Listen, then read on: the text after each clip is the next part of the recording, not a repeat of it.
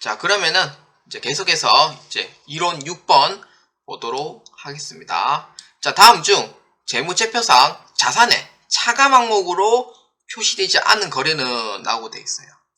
물론 이제 계정 과목이 자산, 부채, 자본, 수익, 비용 이 5가지로 나눠져 있는 거는 맞지만 자산에서 해당하는 부분에 차감에 해당하는 부분이 있어요.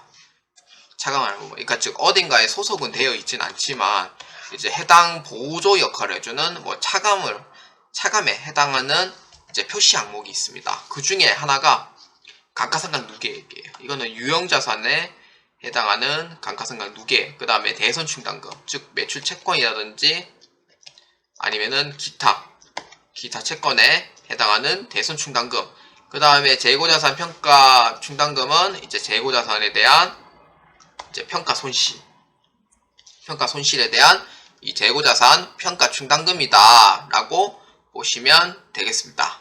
그래서 이러한 2번, 3번, 4번 같은 경우에는 이제 평가성 차감 항목이 돼요. 그래서 자산의 이제 차감 항목으로 표시가 되는 부분이 맞고요. 그 다음에 차감 항목으로 표시되지 않는 거래라고 하면은 퇴직급여 충당부채다 라고 보시면 됩니다. 퇴직급여 충당부채는 소속이 있죠. 부채라는 이름의 소속이 되어 있습니다. 그렇기 때문에 자산의 차감 항목이 될 수가 없는 것은 바로 이 퇴직급여 충당부채다 라고 보시면 되겠습니다. 자, 다음 7번 문제 보도록 하겠습니다. 다음 중 사채에 대한 설명으로 틀린 것은 입니다. 자, 유효이자율법 적용 시 할인 발행인 경우 사채이자는 매년 감소한다. 자, 2번 사채 할증 발행 차금은 사채의 액면가액에서 부과하는 형식으로 기재한다. 3번 유효이자율법 적용 시 사채 할증 발행 차금 상각액은 매년 증가한다. 4번 유효이자율법 적용 시 사채 할인 발행 차금 상각액은 매년 증가한다 라고 되어 있어요. 자, 전산회계 1급을 하다 보니까 이게 숫자로 이렇게 증명할 수 있는 그 설명은 잘 없는 경우가 많아요. 그래서 7번에 대해서는 한번 이렇게 얘기만 하기에는 조금 이해하기가 좀 어렵기 때문에 제가 3년 만기 이제 이자에 대해서 한번 보도록 하겠습니다. 자, 유효이자율법은 10%고요. 액면 이자율은 8%라고 일단 먼저 잡아봐요. 그 다음에 이거를 이제 한번 증명을 한번 해보도록 하겠습니다. 자, 그러면은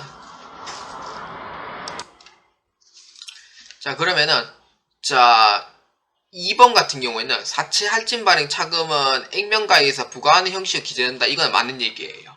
그러면은 1번, 3번, 4번 헷갈린다는 거죠. 근데 3번, 4번은 또 맞아요. 자, 이거를 보여드릴게요. 자, 3년 만기 이자 같은 경우에는 그 현재 가치라는 게 있어요. 시간의 흐름에 따른 현재 가치. 그러니까 즉 3년 후에 이 만기의 그 액면 이자가 10만 원이 되려면은 현재 이 현재 가치에 있는 금액이 얼마인지 이거를 계산하는 방법이 화폐의 시간 가치라고 불러요.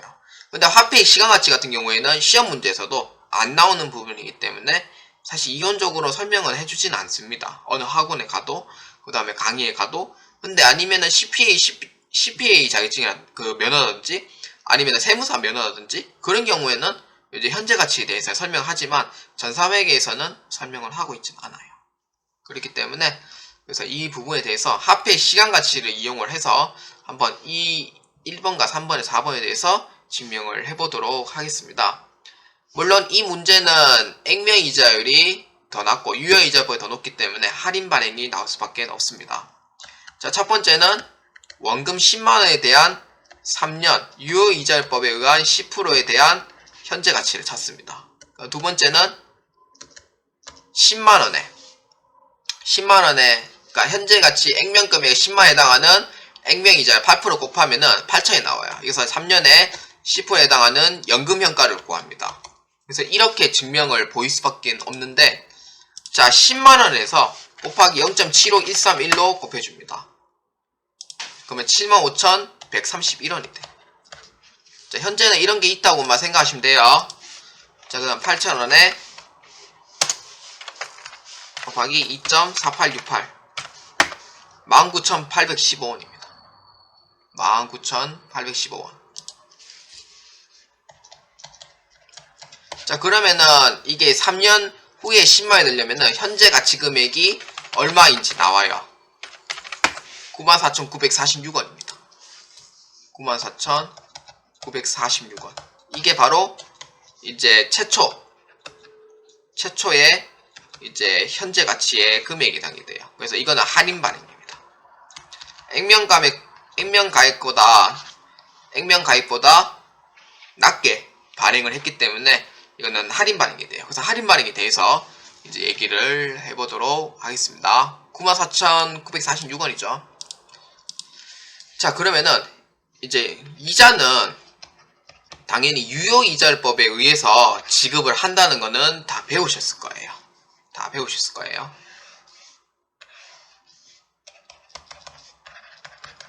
자, 그러면은 이제 1년차가 됐을 때 원금을 보면은 94,946원이죠. 94,946원. 그러면은 10%에 있는 금액을 94,946원에 곱하기 0.1로 해줘요. 그러면 9,495원입니다. 이건 8%는 무조건 액면의 8%예요. 그래서 8,000원. 그래서 얼마냐면은 1,495원이 돼요. 이게 할인 발행 차금이. 그러면은 1,495원만큼 더해줘야 돼요. 96,441원입니다.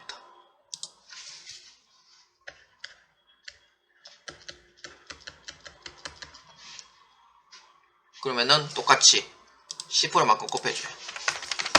9,644원입니다. 그럼 8,000원이죠.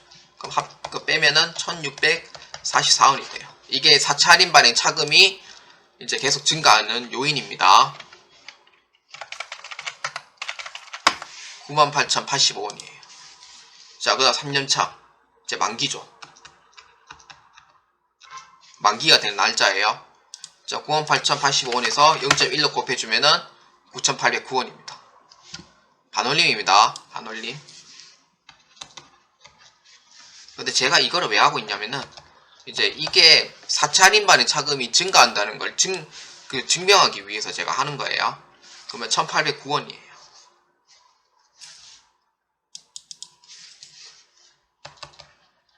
자, 1,809원이죠. 자, 그러면은 이제 더해주면 되죠. 98,085에서 1,809원. 물론 99,894원이지만 이게 106원만큼은 단수 차이가 나기 때문에 단수 차이가 날 수밖에 없어요. 그렇기 때문에 어쩔 수 없이 그 단수 차이는 나중에 조정만 해주시면 됩니다. 자, 그러면 어떻게 되겠어요? 유효이자율법 적용 시 할인 발행 같은 경우에 사채 이자를 매년 감소하냐? 아니죠. 증명했어. 자, 제가 증명했어요. 자, 이거는 유효이자율법이에요. 10%가 유효이자율법. 자, 그러면 사채 이자는 매년 감소한다? 아니죠. 할인 발행 같은 경우에는 어떻게 돼 있어요?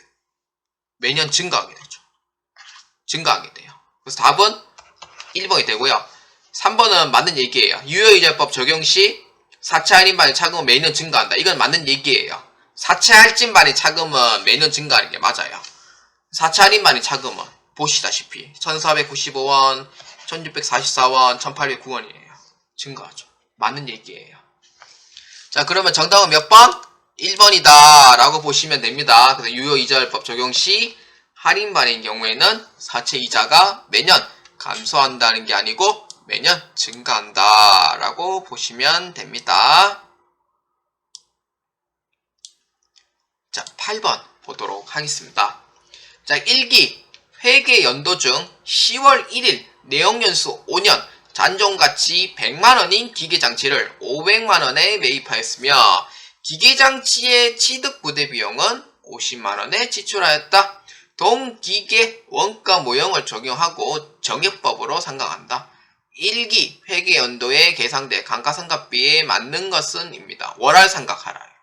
월할 상각. 본래 상각 기간은 취득 당시 해당하는 월부터 해가지고 말일까지 상각기간을 하는 게 원칙이에요. 그런데 회계 공부를 할 때는 1년치를 가정을 해서 상각을 합니다. 1년치를 가정해서 항상 1월 1일에 취득했다고. 그런데 실제 실무에서는 1월 1일에 취득하는 경우는 없어요. 거의 뭐 자기 마음대로 취득을 하죠. 1월 1일에 취득하는 경우는 없습니다. 거의. 자, 그러면은 자, 보도록 합시다. 자, 일단 정해법이에요. 정해법은 취득, 원가 되고 되어 있죠. 부대 비용까지 다 포함시켜야 돼요.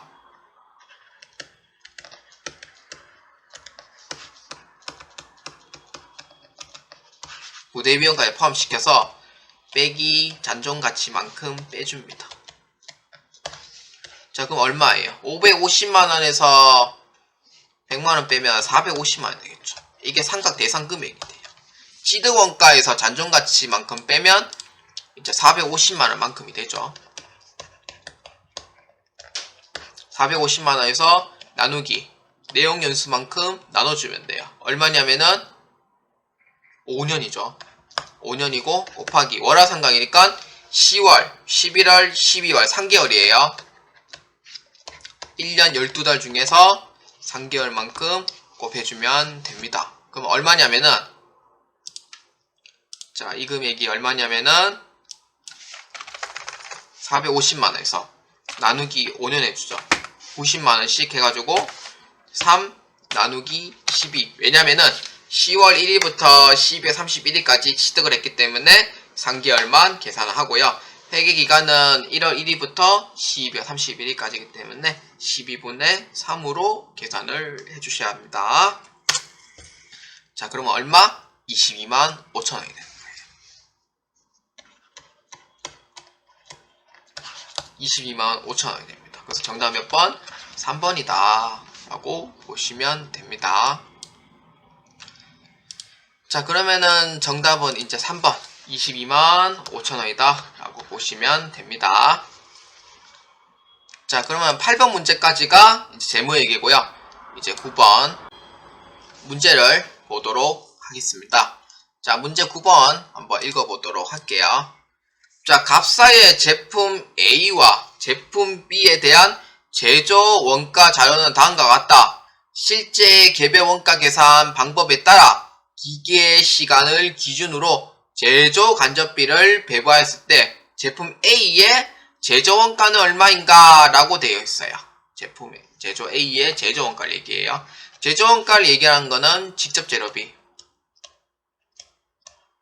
그 다음에 직접 노무비, 제조 간접비, 그러니까 총 3개를 모두 합친 금액이 이 제조 원가 금액을 찾는 문제가 됩니다. 그리고 배부 기준을 반드시 알아야 돼요. 이 배부 기준은 기계 시간으로 기준하기 때문에 기계 시간만큼 배분을 해주면 된다라고 보시면 됩니다. 자, 배부 기준은 뭐예요? 제조 간접비의 뭐 기준으로 기계 시간을 배분 기준한다고 썼죠. 300만원에서 1000시간만큼 나눠줘요. 얼마냐면은 이제 해당하는 시간은 3,000원이 됩니다. 3,000원. 그러니까 0 3개 빼면은 3,000원이 돼요. 3,000원이 되고요. 자, 그러면 1시간당 제조간접비에 배분하는 금액은 3,000원이에요. 그러면은 얼마? 제품 A의 600시간만큼 배분을 하죠.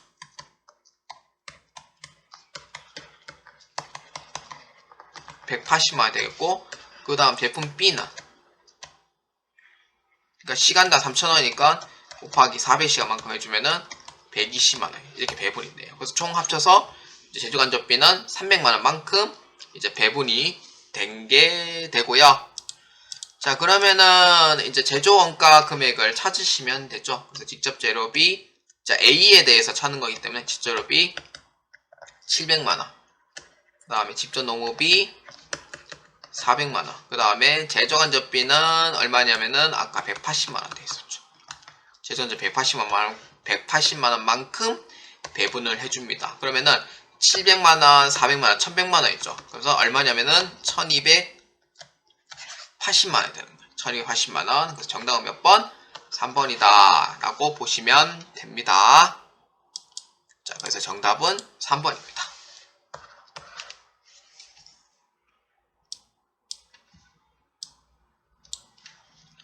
자, 그 다음 이제 10번 문제 한번 보도록 하겠습니다. 자, 다음 중 원가의 행태에 따른 분류에 해당하지 않는 거예요. 원가 행태예요. 원가 행태라는 거는 이제 변동비하고 그 다음에 고정비, 그 다음에 준변동비, 즉 호남 원가를 얘기를 합니다. 그 다음에 중고정비, 계단 원가를 얘기해요. 이게 바로 원가 행태에 대한 내용입니다. 그러면은 변동원가, 고정원가, 중고정원가 맞는 얘기죠. 다 있죠. 그런데 매몰원가는 뭐예요? 매몰원가는 의사결정에 따른 분류예요. 의사결정에 따른 분류이기 때문에 정답은 몇 번? 해당하지 않는 부분은 4번이 된다 라고 보시면 됩니다. 그래서 정답은 4번 매몰원가에 해당이 되겠습니다. 자, 그러면은 이제 똑같이 이런 문제 답안 작성해서 이제 6번부터 10번까지 이제 정답을 입력을 한번 해보도록 하겠습니다.